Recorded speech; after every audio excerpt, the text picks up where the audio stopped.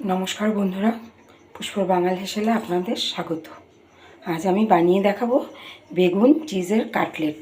খেয়েছেন কখনো? না খেয়ে থাকলে অবশ্যই একবার ট্রাই করবেন। সবার প্রথমে একটা মশলা বানাবো।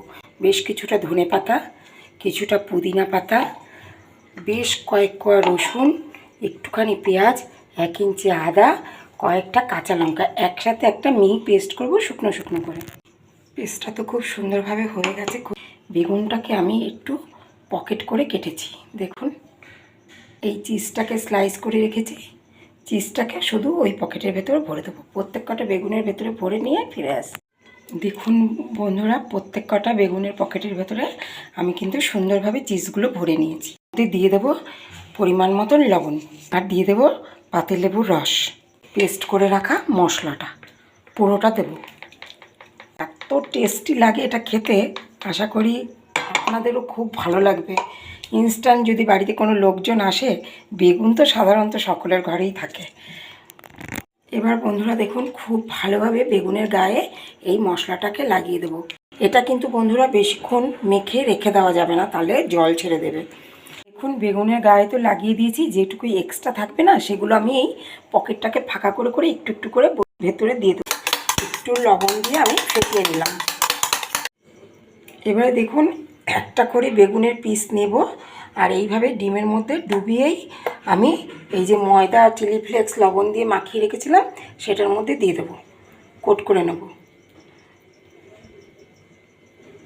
নিয়ে সাইডে রেখে দেব। আবারও নিলাম আরেকটা, নিয়ে আরেকটাও করে নিলাম। এভাবে প্রত্যেক কটা পিস যে কটা আপনারা করবেন সে কটা এভাবে ময়দার মধ্যে একটু গুঁড়িয়ে নেবেন। তাহলে কী হবে, মশলাটা এর মধ্যে লেগে থাকবে। সেই জন্য কোট করা কাটলেটগুলোকে আবারও ডিমের গোলায় ডুবিয়েই দিয়ে দেবো বিস্কুটের গুঁড়োয়। দেখুন কত সুন্দর একটা কাটলেট তৈরি হয়ে যাবে। দেখুন বন্ধুরা, কি সুন্দর হয়েছে কাটলেটগুলো দেখতে। এখানে দেখুন হোয়াইট অয়েল আমি গরম করতে দিয়েছি। তেলটা যখন খুব ভালোভাবে গরম হবে তখন একে একে ছেড়ে দেবো। এবার উল্টে পাল্টে লাল লাল করে কাটলেটগুলো ভেজে নিলেই রেডি হয়ে যাবে আমাদের বেগুন চিজের কাটলেট।